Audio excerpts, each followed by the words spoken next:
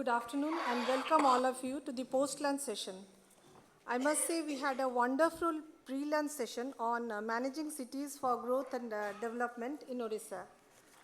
Um, Actually, within a short period of time, only two sessions, and one session has been over. Sir could explain to us about the challenges and opportunities of urbanization, how urbanization brings about economic growth, and it has the strength to digest poverty, how cities are engines of economic growth, regional growth economic hubs, his special focus on urbanization in Odisha, enlightened the participants about the initiatives taken so far and what needs to be done and who needs to do it. And it is we, the officers, who need to take up those challenges. And now Sir will explain to us during this session the role of officers during the Amrit Kaal, which is the golden period of Indian history. Now, Odisha, as you all know, in about the next 10 years, by 2026 is going to celebrate its 100 years of formation. Vikshit Odisha contributes to our collective national dream of Vikshit Bharat 2047. As India celebrates its journey towards becoming a developed nation, we stand at the point of what is being called the Amrit Kaal, a period of rejuvenation and unprecedented growth. For administrative officers, especially the Odisha Administrative Service officers, this is not just a period of personal and professional growth, but also one of immense responsibility towards the vision of a new India, Nutan Bharat, the Vikshit Bharat. As OS officers step into the transformative phase of India's Amrit Kaal, we must embrace the leadership, integrity, and a deep commitment to public service. The Amrit Kaal calls for officers who not only serve but also shape the future through innovation, fairness, and effective governance. Officers will play a crucial role in realizing India's vision for growth and equity. As administrative officers, let's rise to the challenge and become the officer that the Amrit Kaal demands. Let's hear from the eminent personality, our honorable guest, Shri Durga Shanker Mishra ji, the former Chief Secretary, Government of Uttar Pradesh and Secretary, Ministry of Housing and Urban Affairs, Government of India, who will enlighten us and guide us in making ourselves and shaping ourselves as officers that the Amrit Kaal demands. Now I request and invite Sir to kindly address the OS officer trainees present here. Sir.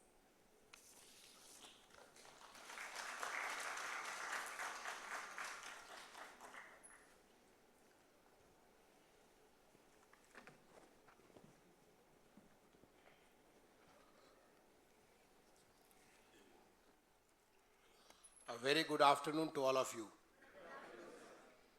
We had a good Akshay Patra lunch. I think some of you had some lunch and some of you didn't have. So you had a good Akshay Patra lunch? Because Akshay Patra lunch is not only simple lunch, but there is a lot of prayers and good wishes going into that lunch. So all that makes one dibbe.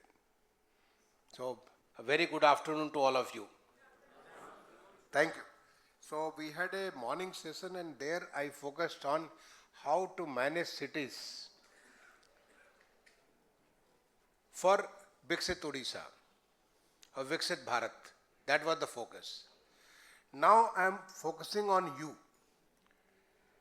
That is what is expected of you as officers of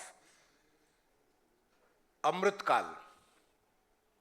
You understand what Amrit Kaal is? I mean, any of you can give me this answer to this. What is Amrit Kaal? How was this word Amrit Kaal coined? Anybody just raise your hand, please. Yes, please, go ahead.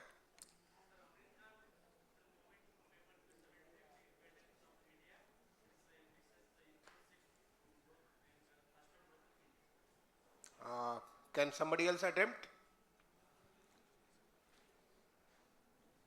Can anyone else attempt?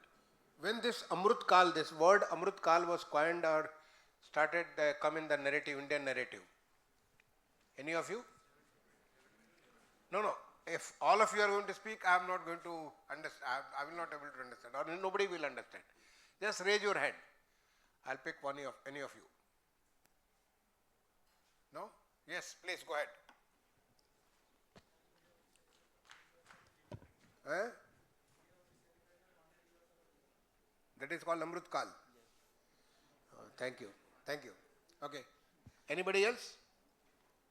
Yes, please go ahead. There.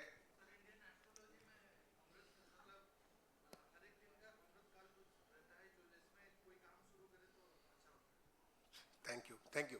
Okay. Now let me explain to you what Amrit Kaal is. How many of you heard Honorable Prime Minister speaking from the ramparts of the Red Fort on 15th August 2022, when the 75 years were over? The Amrut Mahotsav was complete on 15th August 2022, and every 15th August the Prime Minister of the country, he addresses to the nation. How many of you have heard that speech of 15th August 2022? Have not heard? Okay, my request would be to all of you, just take, this is around 75 minutes speech, and it is available on the YouTube. Maybe today itself, I mean, it's not very difficult to get 75 minutes out of your 24 hours. Just take that 75 minutes, and a speech is available on YouTube. Please listen to that speech. 15th August 2022. How many of you have heard Honorable Prime Minister speak this year, 15th August 2025? Just raise your hand, please. Maybe some of you. In fact, my advice would be, as a senior officer in the government, now you are inducted in the government, you must hear these speeches, because these are the futuristic speeches. Must hear this also. But first hear that 15th August 2022 speech from the Red Fort. There he says, आज अमृत काल की प्रथम बेला है. यानी Amrut Kaal starts from 15th August 2022, and the next 25 years is going to be the Amrut Kaal. That means it will end when India celebrates its 100th anniversary. That is 15th August of 2047. The period from 15th August 2022 to 15th August of 2047, the 25 years period, this is called Amrut Kaal. Amrut Kaal means it's a golden period of Indian history after independence. A period which people with the ages will remember. The kind of transformation which had happened in this period, the golden period of Indian history, Amrut Kaal. Is that all right? In fact, he talked about 5 prana, panch prana. When you hear this speech, I am not going to elaborate a lot, just I will give you brief. Panch prana. The panch prana is the first prana. Prana, you know the vow, the first vow. First vow in English, first prana is India will become developed by 15th August 2047. Bharat 2047 के 15 अगस्त के पहले विकसित हो जाएगा. You understand what विकसित means? It's, please read and try to understand what is the developed India means. There are many countries which are developed countries. Why they are called developed? There is a reason for it. Why are we called developing? There is a reason for it. There are certain countries which are called underdeveloped. We are developing country, but we will become developed by 15th August 2047. This was the first vow, Pratham Pad. What was the second vow? Any of you can guess? Since you have not heard, let me narrate it to you. The second pad was गुलामी की मानसिकता से बाहर निकलना. Then come out of your colonial mindset.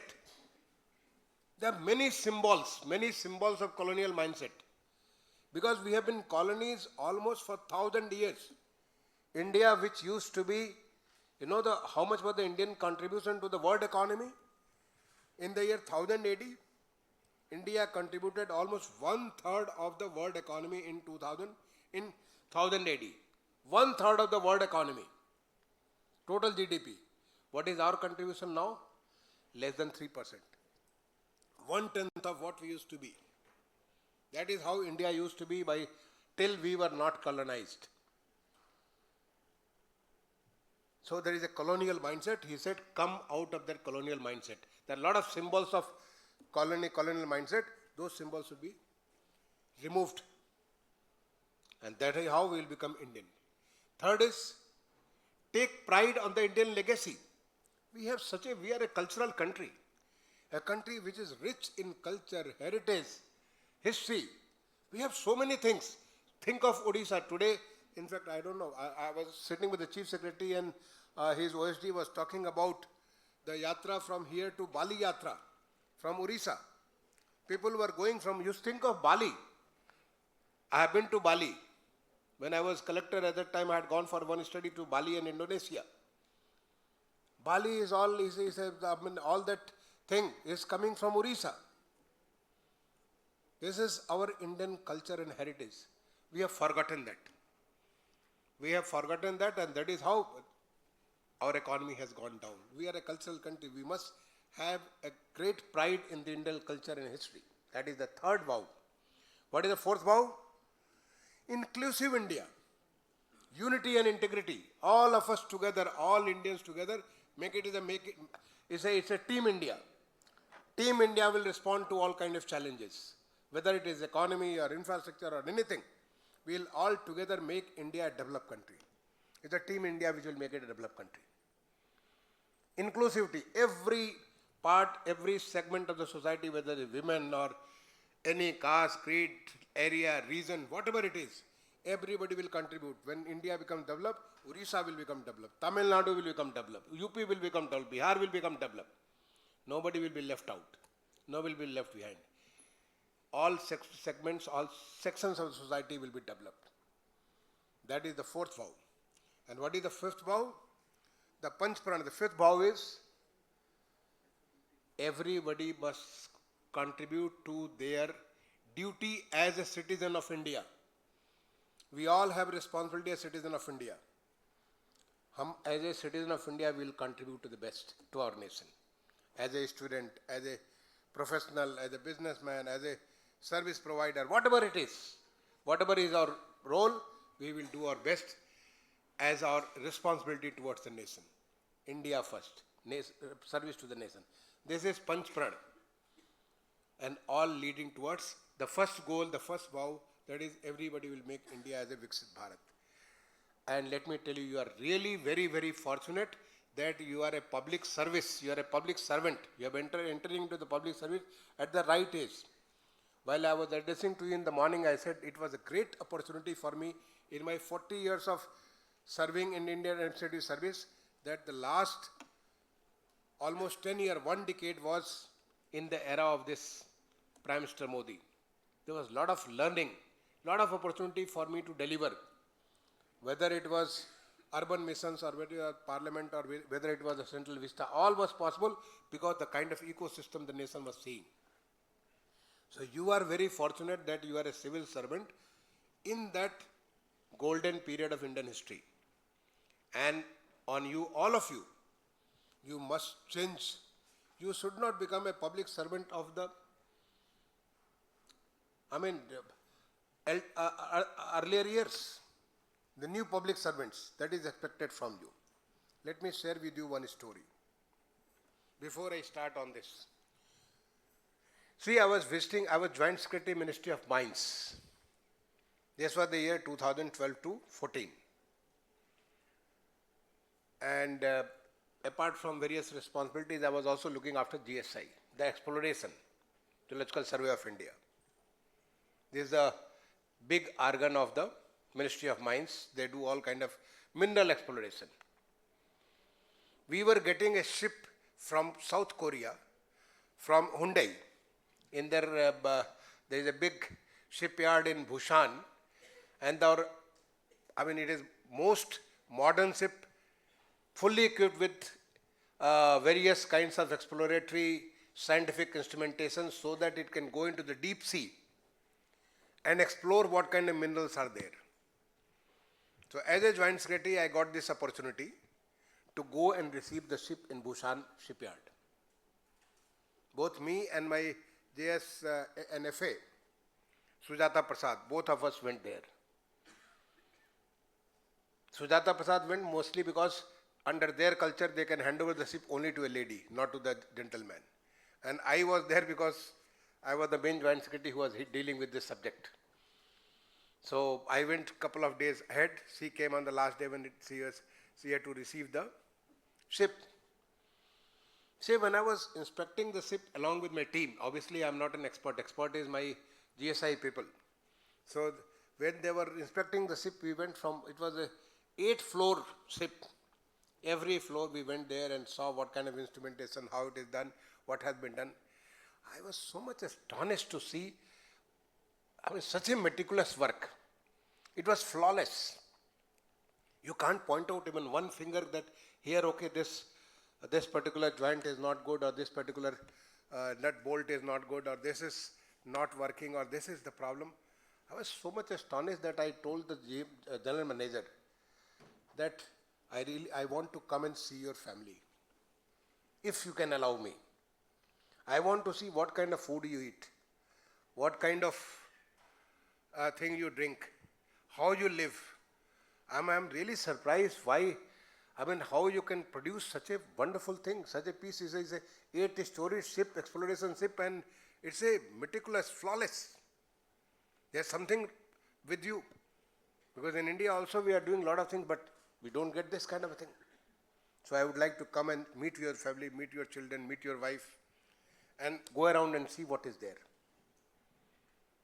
I went there. In fact, he was very nice. Normally people don't allow, but he was very nice. He invited me over lunch at his house. I had a lunch at his place, went and saw, interacted with everybody. I didn't see much difference. See, what is the difference? I asked him that, how are you performing so good, so nice? He said, behind all this there is one person, and that person is General Park, who was our dictator. He was a general of the army. He became a dictator. He remained a dictator for 10 years. And then he became elected president for another 10 years. He ruled, he was the head of the state for South Korea for 20 years.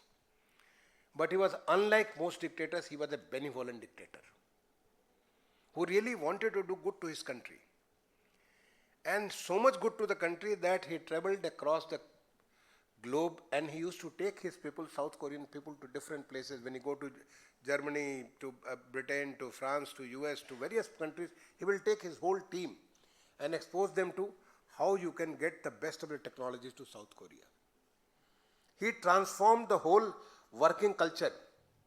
He brought English education. They were learning only in South Korean, studying only in South Korea. English education compulsory. 6 days a week, longer working hours. He said, initially people had a lot of problems. A lot of opposition was there. In fact, he brought that corridor, like we have got long connected whole South Korea from east-west and north-south corridors. A lot of industrial development. So now today, with all that changes, initially people felt they are working more than expected. They are feeling being more than expected use. But today, South Korea is a developed country. Now think of, in the 60s, this gentleman came in 70s. South Korean goods used to be one of the worst goods. Nobody will pick anything from South Korea. And today you think of anything, electronics, automobile, power sector, shipping sector. Think of any sector. Everywhere they are on the top. This is a developed country. They increase their GDP multiple fold. So initially there may be pain, but without pain there is no gain. And you are fortunate to be civil servants of that age, when you have to take that pain for the gain of our future generations once this country becomes Viksit Bharat. See, all of you will, most of you, the young officers who have joined service, you will be part of the Viksit Bharat. In 2047, we will be still in the active service, and you will see the kind of differences which will come.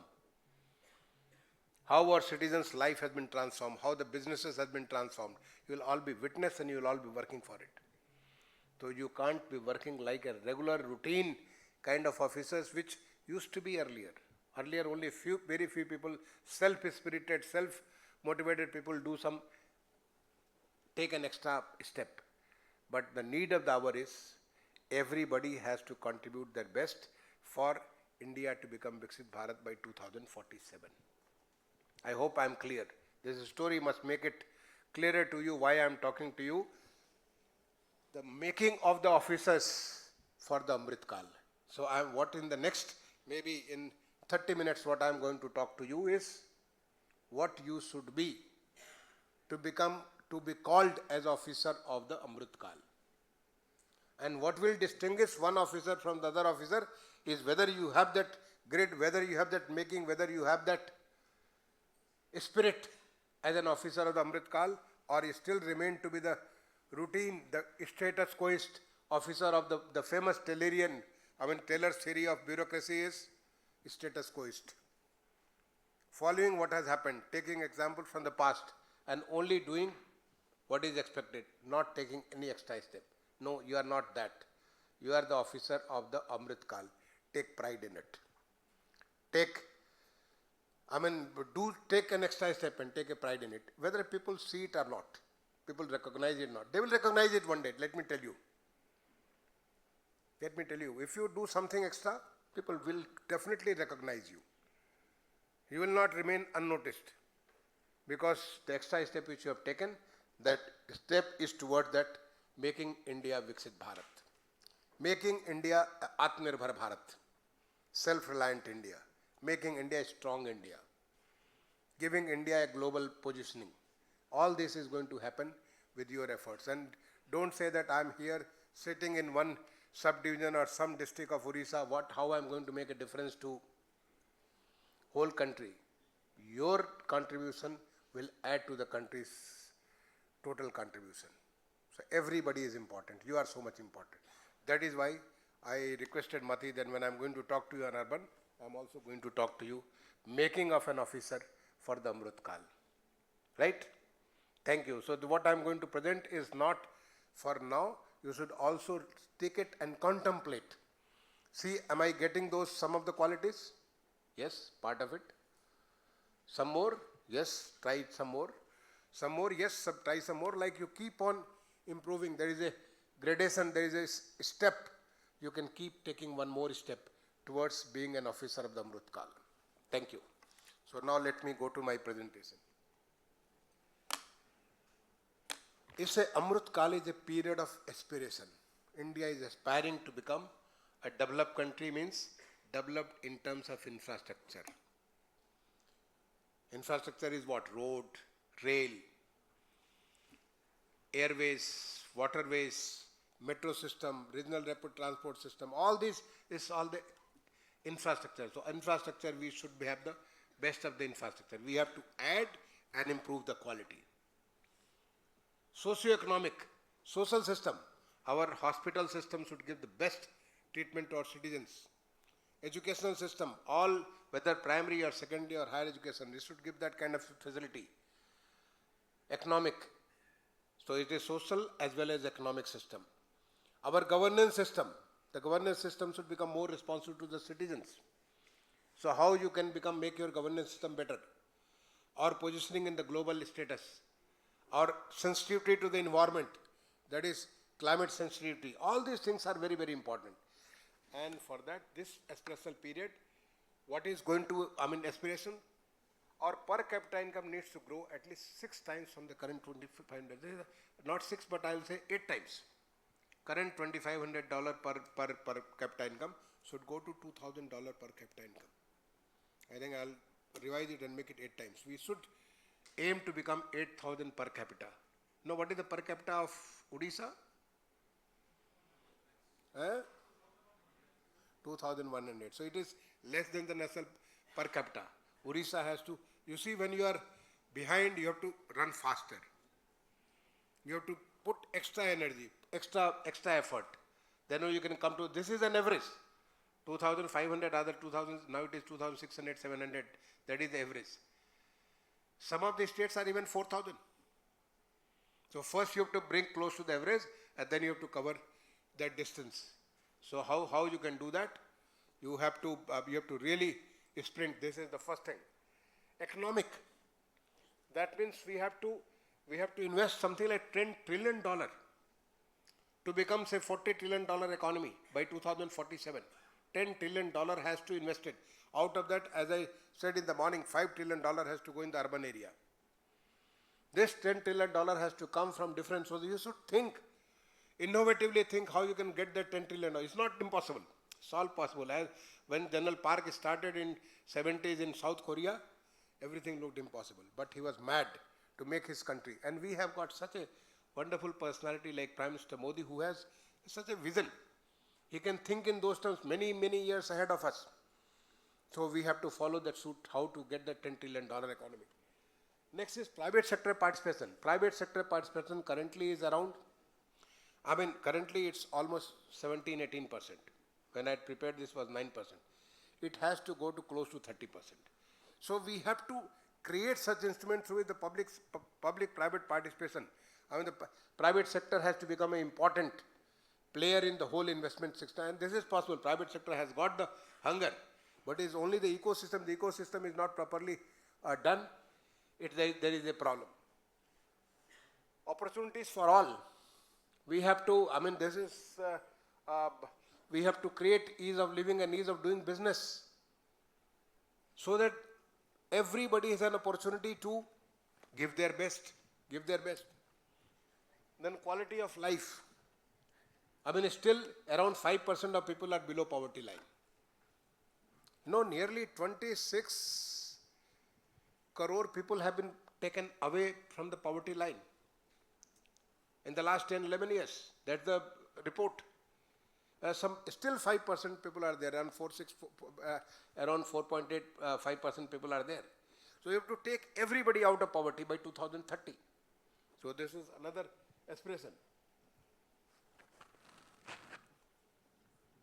A civil servant has to, what are the qualities which you should have?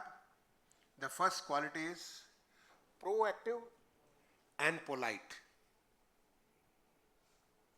Know what proactive means? We can be reactive. We just react to something happens, we react. Proactive means we anticipate and do accordingly. So whatever is there, we anticipate in advance. And polite and impolite, I don't have to explain. You have to be polite and proactive. That's what you should be. Second is a professional and progressive. You should be progressive. You should know your subject very well. If you are in urban or revenue or maybe agriculture or whatever field you are, you should know your subject very well. And progressive. Think ahead. How to get to that? I was just talking to your Chief Secretary right now immediately after the lunch, and he was talking about geo-referencing all the plots. What we have already done in Uttar Pradesh, 100%. All agriculture plots are geo-referenced. It's a completely online. He was telling that he is now motivating his revenue department to get into this. Progressive. So get into that so that now is the time for agro-stack. Is the time for the technology. Unless you get your every plot have its own address, you will be left behind in the progress. So you have to be progressive and at the same time professional. Know your subject very well. Energetic and enabling. You should not be drained of the energy. You go to your office and you find that you are almost lost. No. Create an environment of energy in your office. Should be energetic. Should be more enthusiastic about delivering and enabling. Enable things to happen. Everything you don't have to do, create an environment to which everything is enabled to get done. Transparent and tech-enabled. Transparency is the key. Earlier it was all working from behind and nothing was known to people. In fact, this used to be the characteristics of the Indian bureaucracy. Har ek cheez mythical. You have to demystify. You have to demystify everything. Make things transparent so that people can participate. And tech-enabled. You have to use the technology in the best possible way. Don't think you have passed state administrative services, then you have achieved your life's goal. You have to learn the technology. whether it is IT or whatever, then only you will be able to utilize it in the best possible manner. A creative and constructive. Creative. I mean, this is think positively, thinks how the things can be created, the new things can be created, and constructive. You have to be imaginative and innovative. Today, in our narrative, innovation is the major thing across India. Innovation is happening in a big way. And innovation is not only part of the industry and business, innovation can happen in your own services. One small change which you make in your place, which will make life simpler for farmers, that is the innovation. One small change which will bring down the cost of what you are delivering, that is innovation. One small change which will make things more effective. If you are in education system, the education become much more effective. That's innovation. Innovation doesn't mean big, a new thing. Improving things in a manner so that your delivery become much more effective, much more meaningful, much more, widespread. That's the innovation. So you have to become innovative, and also you have to become imaginative. So you have to anticipate, learn things. You have to improve your knowledge bank. You have to improve your knowledge so that you are fit to become an officer for Amrit Kaal. The context and challenges. The first challenge is expectations and the uncertainties. Expectations are very, very high. These are the days of knowledge overflow. Today, with the IT and with the kind of systems you have got, everything goes through the social media. And uncertainty. That's the factors of, you see the players which are working for anything, there are multiple. I mean, when I was sub-divisional magistrate, we didn't have that kind of uncertainty. There were a lot of things which were certain. We could guess. But in today's work, the number of players, the number of dimensions, it's have become multiple fold. The whole environment has changed. So then you have to learn how to deal with the uncertainties and expectations of people. People are expecting, when you go to the field, you are posted and people will come for various things and you have to deal with them politely. Silos. The government functions in various silos. People do not know. In fact, classic example, when I was the Ministry of Urban Development as an additional secretary, we had two ministries, Ministry of Urban Development, Ministry of HUPA, Housing and Urban Poverty. One ministry doesn't know the other ministry what they're happening. They are all interlinked. There is an interlink. When I became secretary of the Ministry of MAHUA, Ministry of Housing and Urban Affairs, everything was contextualized, everything was so much integrated that now there is no difference. Because ultimately we are all serving the same person, citizens. We are all meant for citizens. We are all meant for this same area. These silos, we make our own silos, and because of these silos, a lot of things don't happen.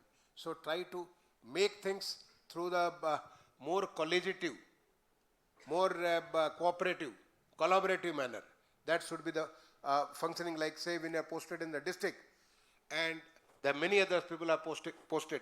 So you should collaborate to give a better thing for your district. Proper leverage of the digital technologies, I don't have to explain this, because digital technology, without that nothing, these days everything happens through the digital economy or going to happen in the time to come, and now the new dimension is the AI. Artificial intelligence makes things still more digital. We become much more digital. So you have to be acquainted with it. Barriers to exchange of knowledge. There are many barriers. Many barriers. Your own people are going to be barriers. Your own, some of the barriers, let me explain to you. When I go to the place and I don't know anything about it, and I am not ready to take that, I don't know it. I don't know is a big barrier. You have to come forth and learn to become better. Don't feel that if I express that I don't know, then people will start disrespecting me. No. You have to come out of those barriers, because ultimately the big goal is your target. The big goal is Viksit Bharat. the lifelong and continuous learning. Don't feel that you have come to the cliff and there is no more to learn. Every day new things will have to learn. Ask your DG Mathi that even in urban, every year new things will come. It is not IT, it's a field of urban development. Now new ideas will keep coming every day. Keep abreast, keep learning. This is a continuous learning should be your attitude. And skill. Skill is not enough. If you are skilled, you should also know how to make things work. Ultimately, what matters is if the lady knows what kind of ingredients should be there to cook a particular kind of a dish, will that make a dish? No. She should also learn how to make things happen. To create that kind of a dish, just by knowing that 10 gram of this and 20 gram of this and 5 gram of this will make it happen, it is not going to make it happen. It will make it a khichdi. She should know which to be added and when is to be added, at what time is to be added. That is making things happen, because that is ultimately the test. For Viksit Bharat, you have to make things happen. See, this is the need to be future ready. We have to become future ready. An officer has to have the domain and the functional competencies. Whatever field you go, and you don't have long to, in fact, I made it my practice that wherever you go, quickly learn your stuff. Don't take 1 year. Earlier you used to say 1 year learning, 1 year doing and 1 year consolidating. That was the formula, Mati will remember when we were young officers, our seniors used to say 1 year learning, 1 year doing and 1 year consolidating, 3 years of a posting. Now is 1 day of learning, delivering for the next 3 years. That is how you should do. Quick learning. This is a domain knowledge. You should, when your posting is there, then you start learning about my new posting. What should I do? How can I be different to the others? How will people remember me for what I have contributed to this particular job? Then the goal driven. Your goals should be very clear. Goals set by the government and goals set by you. What is more to that? I said, you may make a good cake, but what makes a difference between one cake and another? The icing on the cake. How you have packed it better. So what is your personal goal to make that government goal look still better? Then behavioral competencies. Your behavior is most important. How do you behave with your subordinate? How do you behave with the public? How do you behave with your superiors? This is very, very important. So all these things you have to learn. Your competency for timely and effective delivery. Competency for ease of doing business. So ease of living for the citizens, ease of doing business for the people, and citizen centricity. Always think citizen is the center of every decision, not me. In fact, when I was talking to you in the urban, I met with Ian Gale, a famous urban planner across the globe. He has many books. When I was visiting Copenhagen, I requested our ambassador there that I would like to spend 1 hour with Gale, because you don't get opportunity to go to Copenhagen. And I've heard a lot about him. He got my appointment with Ian Gale. I went to his house. He had given 1 hour. We spent 2.5 hours with him. And a lot of learning from him. Later I invited and a lot of other things, the follow-up. One line I always remember from Ian Gale. Cities are for the people. Cities are for the people. Cities are for the people, not for the mayor, not for the corporators, not for the administrator. Cities are for the people. Whatever you do for the city, think of the people, how it is going to impact their life, how it is going to change their life towards ease of living. You do the road, you do the drain, you do the water, whatever you do, how it is going to impact the citizens, not you. You are not important. Important is the citizens. So this citizen centricity is very, very important. See the hierarchy of goals. When I was talking of goals, the people can have different kind of goals. The task delivery. Your focus is on the task, that whatever task I have given is a performance-driven delivery. The second could be the professional growth. How my competencies will make me professionally more visible. is my professional goal. I am posted in a particular department, then how I am seen as an expert on that. The third could be the personal goal. There is a purpose driven. I define a specific purpose and try to achieve that purpose. There could be a knowledge driven. Learn more, and ultimately it is the self-actualization. In fact, you must have heard about, what is that, Maslow's theory. So ultimately you have to realize yourself. Like when I'm in urban, I really liked when Mati said that we were going to Chief Secretary's office and he said that about somebody he's talking to, still not fully, the word we used was immerse. This is immersive. You get fully immersed, that is a self-actualization. When you are talking in urban, just immerse into urban. You become like their feeling becomes your feeling. Then once you actualize with them, that is a real actualization. It's like a prayer. When you say in the prayer, you immerse with the God, immerse with your deity. Similarly, you immerse with your responsibility. That is immersion. This is your self-actualization. The focus of citizen centricity, when I was talking citizen centricity, this citizen centricity first is creating an impact. Does it impact the life of the citizens? When you created a housing, will the people live there and feel happy about it? You created the housing not only as their simple dwelling, a dwelling which will get their dreams translated into action.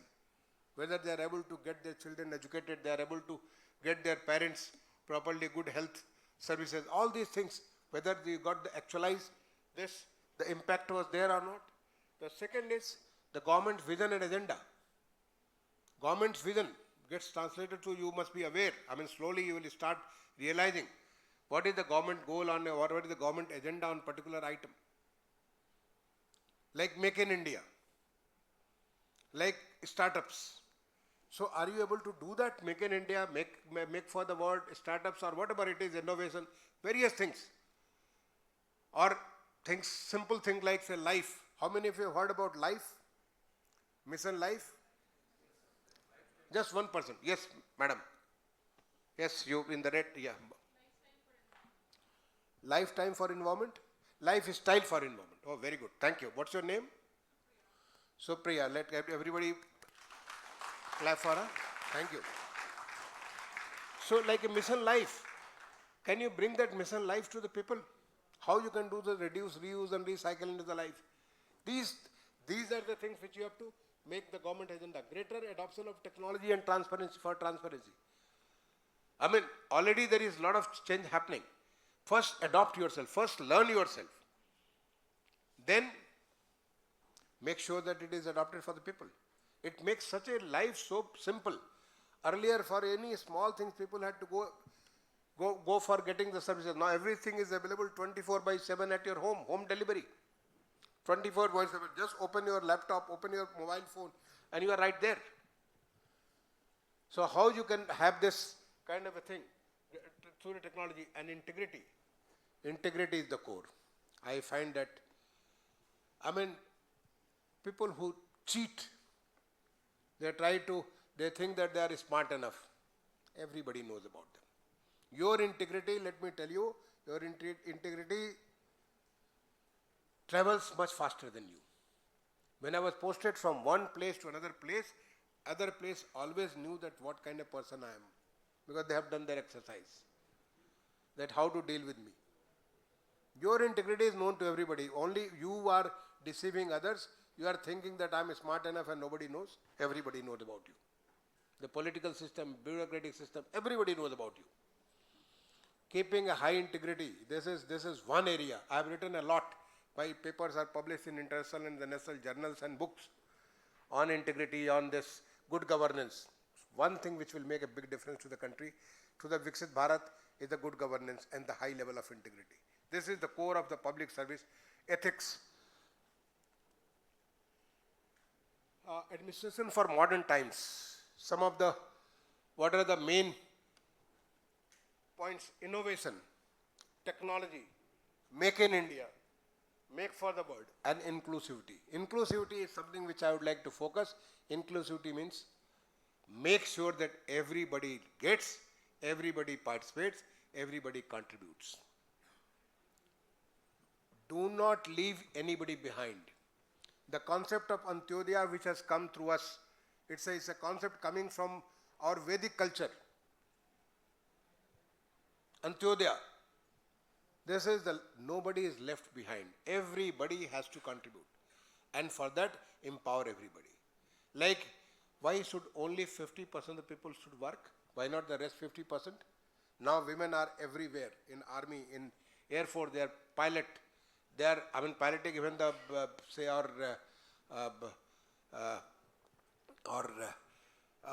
warplanes. So they are in the sea, they are into, you saw in the space program, everywhere. So inclusivity, include everybody. That is one of the Panch Pran. When I was mentioning, the fourth Pran is unity, integrity or inclusivity. That is, everybody has to participate. The core values and the principles for the Viksit Bharat. These are the core principles which you should remember. The first is disaster resilience. You have seen how disaster makes everything. You may be at any place and one disaster, one upheaval, things are gone. Now we are much more disaster resilient country. We are working on this. Mathi may remember that when we had this global technology challenge, we got this for the disaster resilience, the whole concept, which area, what kind of thing, what technology is to be used. This used to be a huge book. We updated and put the whole thing on a one pen drive. And we started a training, and I was asking from the ministry, the training is going on very successfully. Various kinds of disasters there, and you should understand, be sensitive. India is now disaster resilient. We have to make things much more disaster resilient. Climate resilience. Climate change is a big challenge. It's a big challenge. Environment, the way the sustainability is the most important thing right now. How we can make things climate resilient. How we can have less pollution. How we can make sure that the resources depletion is reduced. The rate of resource depletion is reduced. Can this be reused, recycled? Can that be done? Reduce, reuse and recycle. So this resilience, climate resilience, sustainability. When I say sustainability, means sustainability from the three angles: social, economic and environmental. Whether environmentally it is going to be disastrous? No. Then it will be sustainable. Whether it is socially it is going to be disastrous? Some people will be left behind? No. It should be socially sustainable.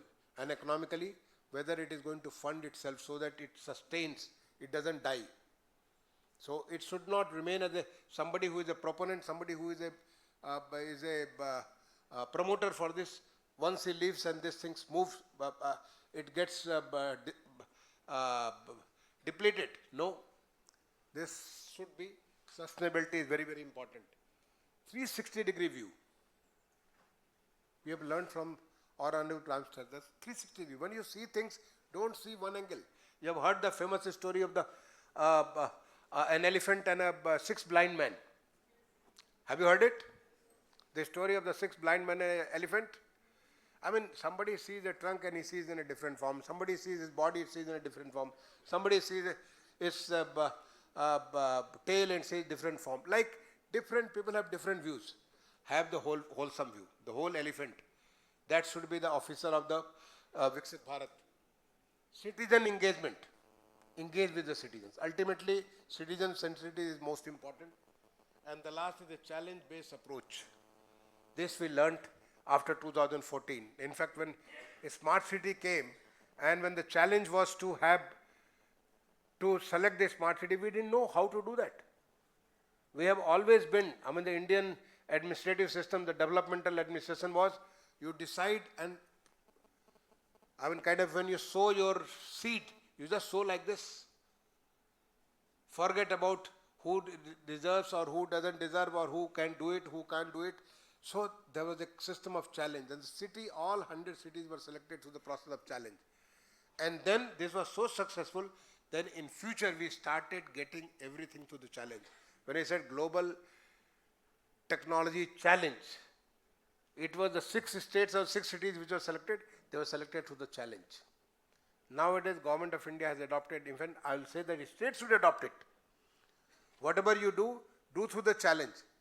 It has 2 advantages. First advantage is, when the challenge there, everybody will participate. Like when you write an examination, your focus improves. You compete. So, lot of people will learn, and when they learn, cities will learn, the states will learn, then they can utilize and make it happen in any other way. And second, there is a commitment. They are committed to do it, because they feel that they have got it through the challenge. It is not through any donation, it's not through, it's just spreading the seeds. Citizen at the core. This I re-emphasize, citizen at the core. Whatever is this, whether your program is effective, efficient, inclusive, all these things are very, very important when you do anything in the Viksit Bharat. So I have tried to cover all this.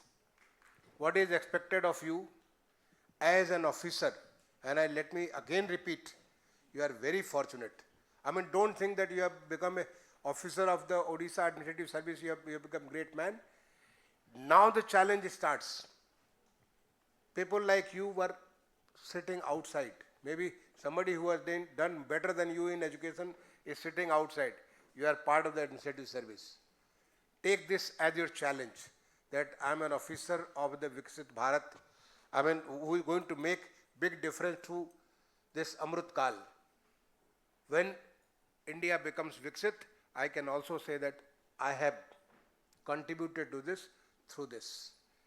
So let me end with one small story before I offer the question to you.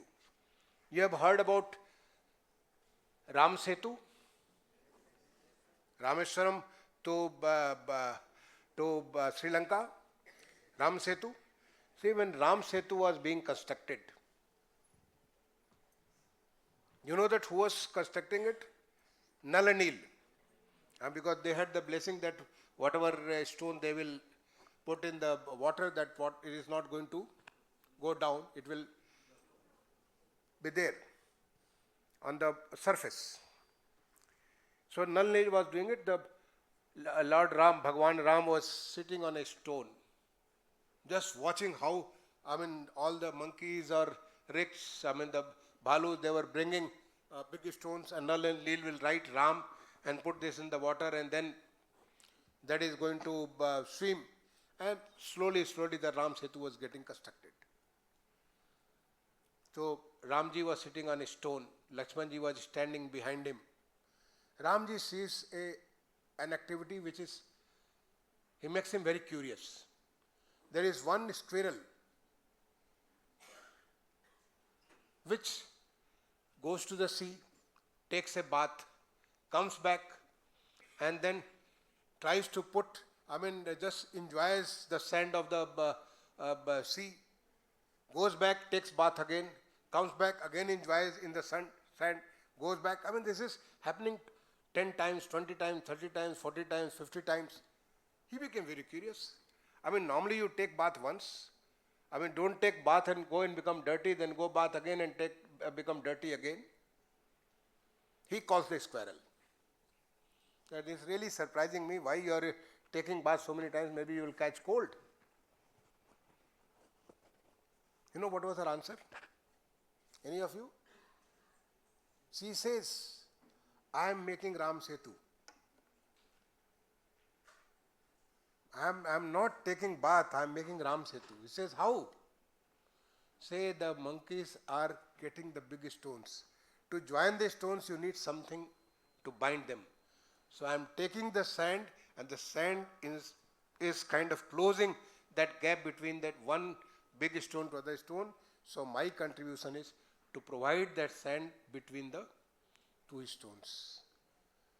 She says, whatever people may know or may not know, I have contributed to the Ram Setu, on which the Lord Ram is going to go to Sri Lanka. So such an inspiring story from Ramayana. So you can become that squirrel. People may know it, may not know it, but at least you will know in the heart of your heart that I have contributed to this during Amrit Kaal, and this has led to when country became developed.